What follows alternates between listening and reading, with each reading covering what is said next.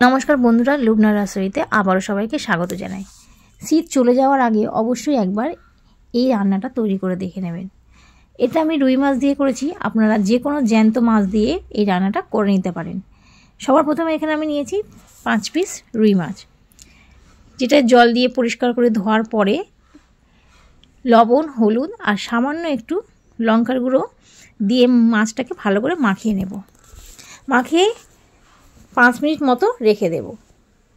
এতে করে মাছটা অনেকটা নরমও হয়ে আসবে আর মাছের মধ্যে মশলাগুলো খুব ভালো মতো ঢুকে যাবে। খুব ভালো করে মশলাগুলোকে হাত দিয়ে মাখিয়ে নিলাম। তারপর গ্যাসের মধ্যে একটা ফ্রাই প্যান বসিয়ে দিয়েছি, একটু গরম হয়ে গেছে। তার মধ্যে দিয়ে দিলাম সর্ষের তেল। তেলটা যখন গরম হয়ে গেছে, তারপর মাছের পিসগুলোকে একে একে দিয়ে দিলাম। যতক্ষণ মাছটা ভাজা হচ্ছে আমি একটা মশলা তৈরি করে নিলাম ঝালের জন্য 4টে কাঁচা লঙ্কা, যেটাকে মাঝখান থেকে ভেঙে দিয়ে দিলাম। 4 কোয়া রসুন, 1 ইঞ্চি আদার টুকরো, 5-6টা গোলমরিচ আর মুঠো ভর্তি করে নেওয়া ধনেপাতা দিয়ে একটু সামান্য জল দিয়ে ভালো করে বেটে নিলাম। এদিকে মাছের 1 পিঠ ভাজা হয়ে গেছে, এবার অপর পিঠটাও ভেজে নিলাম।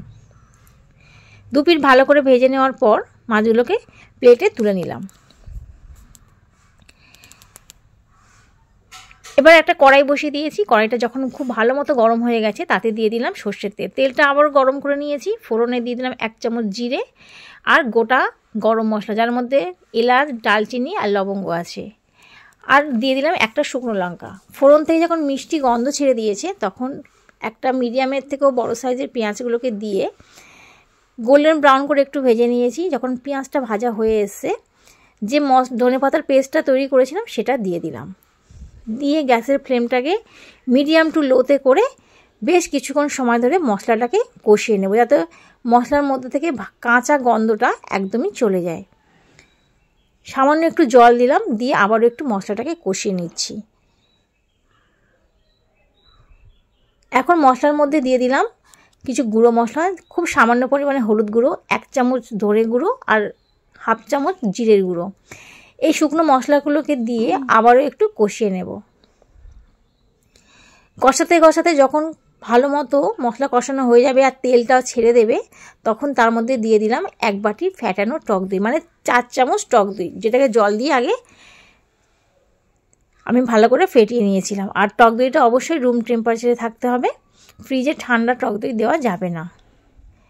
তাতে এবার দিয়ে দিলাম পরিমাণ মতো লবণ। সমস্ত উপকরণগুলোকে খুব ভালো মতো এটাকে কষিয়ে নিয়েছি। আর স্বাদটাকে ব্যালেন্স করার জন্য দিয়ে দিলাম একটু চিনি।